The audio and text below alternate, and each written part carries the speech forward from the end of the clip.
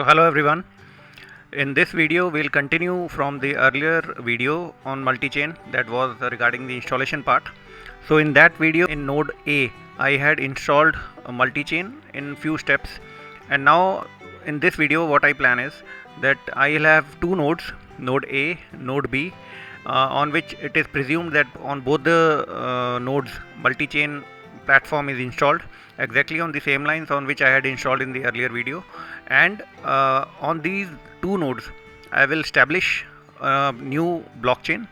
I will name it nuts bolts, and then from node B, the other node, we will try connecting to this part so that the nodes are connected. So this will be a short video and we'll just focus on the connectivity part. So I have this node A, and I'll split it. I'll show you. I have another machine which is a virtual machine, so that is named SSH node underscore B at the rate 192.168.10.20. so this is my node B, and I log in here. This is node B. So this is node B and this is node A. So there are two things that just for reference I'm giving out here. Uname. So this is a Linux node again, and this too is a Linux node. And then a node A, the IP address that I have configured here is 192.168.10.19, and on the other thing I have 20. So it is 192.168.10.20. Now these two nodes, for the time being, I have taken on a network. They are pinging to each other. For example, if I go here, ping 192.168.10.19, so it pings, and similarly ping 192.168.10.20. so no great deals. Okay, there's some problem, I think. Sorry, I typed it wrong actually. So it is 192. I was wondering what happened. So this was a typo. So both machines are pinging to each other, and I close it here. I get the clean terminal here. I close it here, and I get the terminal here. So now, as in the earlier video, multi-chain installation was very simple. There were few lines, and that was it. So multi-chain got installed. Now here again we'll use about 4-5 lines of commands wherein we create a blockchain, and we'll name it nuts and bolts. So I'll give you the home directory listing here first of all, so that we come to know what are the files and what are the folders populated. So this is LRTH. So let's see. So there is the complete listing of directories, and there is no directory peculiar to multi-chain here. So first of all we'll create a blockchain. So we as I said in the installation part, there are multi-chain, there are 3 folders that I had copied in the user local bin directory. So that was multi-chain util, multi-chain d, multi-chain d, and then there was another one, I think multi-chain forgetting it. So for now I'll be using multi-chain util. So multi-chain util, so this is the command, and these commands invariably when you start using them regularly, so you will get very used to it. So these might look new at the onset. So what are these multi-chain util, etc., and these have got relatively no synonymity with Linux. So Linux has got its own set of commands, and multi-chain has its own set of commands, which are basically CLI, as I said in the first video.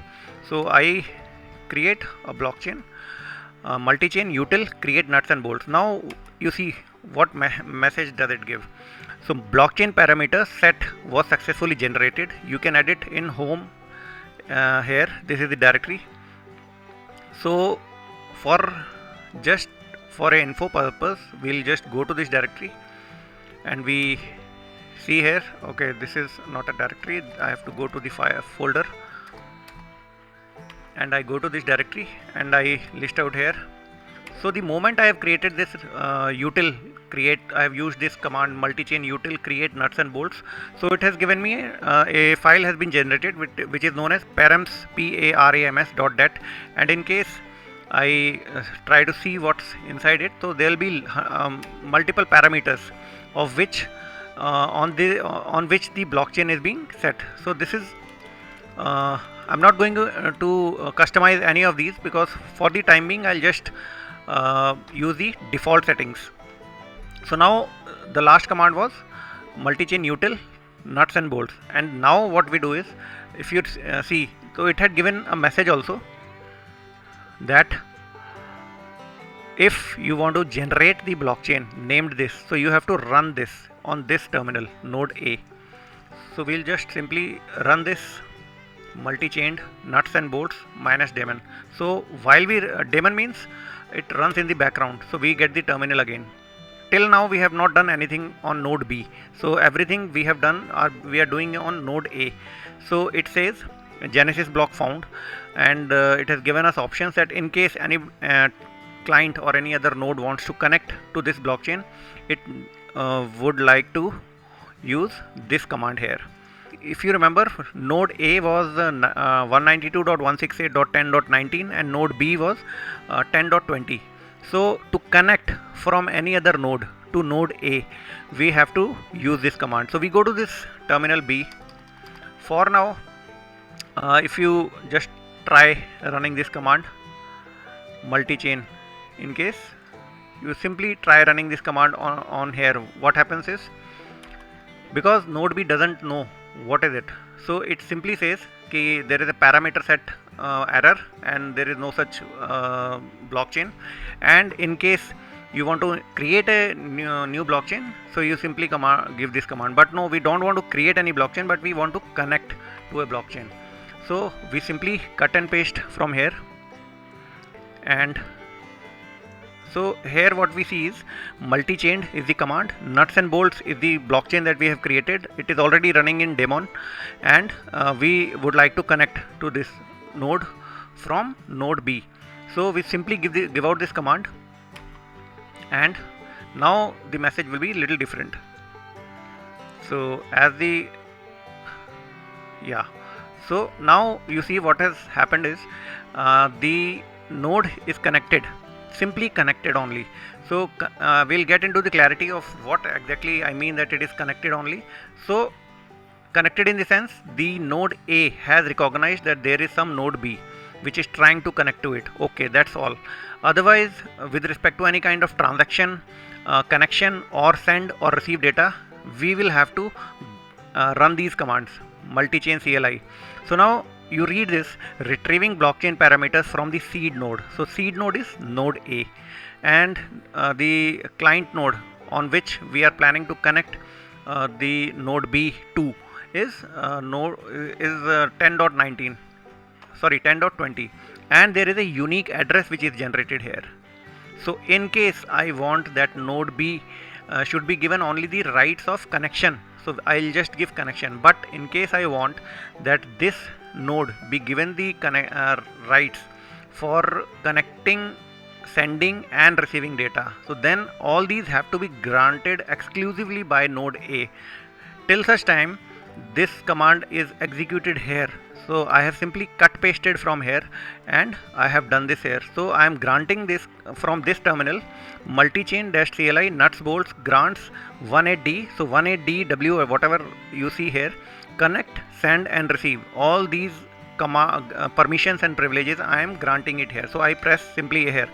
Now in all the blockchain explorers, in all the blockchain transactions, there is something known as transaction hash. For everything you write, you read, you send something, there is a transaction hash. So similarly we are expecting here something. So now what has happened is multi-chain CLI, we have granted this address the permission to connect, send and receive, and this has been executed and there is a transaction hash generated. Now this transaction hash is unique. will be unique. So anytime we wish to revoke the permissions, we might need this transaction hash. In anytime we want to do anything with these permissions or access rights that we have granted here, connect, send and receive, so we'll need this transaction hash maybe later. For the time being, you just take it that this thing has happened, the action has been taken, and this is the reference point. So instead of what is the reference point, so this is the reference thing. So this unique hash, in case I place it later in a explorer, so I'll be able to see that what it relates to. So it relates to granting of exclusive permission of connect, send and receive to node B. So we'll move further now. Now what we'll do is we'll okay, now we'll list out the permissions. So there is a command for it. Multi-chain CLI is the command, and nuts and bolts is the blockchain. And I come out here and I see what are the permissions. List permissions. Again, there is hundreds of such commands. So here what is being says, what does it say? It says that I have simply given this command multi-chain CLI nuts bolts list permissions, only list permissions. So 18D, so 18D is node B, and we see another address 1QCTWA. So this is the node A address. Now how do we get these? So in case instead of list permissions, I say list addresses. So I should get the I should get the address of this particular node. So this address is 1QCTWA, and this is again unique, and this address is 18D. So in case I see list permission, so I'll see that 1QC, this has been granted the permission for receive, issue and create, etc. And similarly for the same address for node B, 18D node A, I am getting all these permissions. So these are the listed permissions. And similarly, in case I run this command here, so multi-chain, I'll simply cut paste here, I'll copy and I try doing it something here. So again it could not connect to server because I have not yet started the daemon. So once I do this daemon multi-chain, okay, I'll go to this multi-chain nuts bolts, and I say DAEMON. So now the after the connection and after the permissions have been granted, now I am here multi-chain nuts bolts daemon. So now that command, the nuts and bolts list permission, etc., that should run. So now I say list permissions, so it is listing. And again the same thing, because blockchain is same, blockchain is common. So in case I list any command here for the same blockchain nuts bolts, so I'll get the same results. So here 1QC, 1QC, and similarly. So this has listed out the permissions for node B, and here it is for node A and B, because this is the kind of central server or kind of the nodal authority. So now there is another thing that you might be realizing here, that every time I do or I give out any command, so I have to type this multi-chain CLI nuts and bolts. So to resolve this, I can get into the interactive shell. Now interactive shell means I simply say multi-chain dash CLI nuts bolts and I get into the interactive mode. So now whenever I give any command, so I need not type all this. So similarly I'll do this thing here. I'll copy and paste here, and I come to the interactive mode.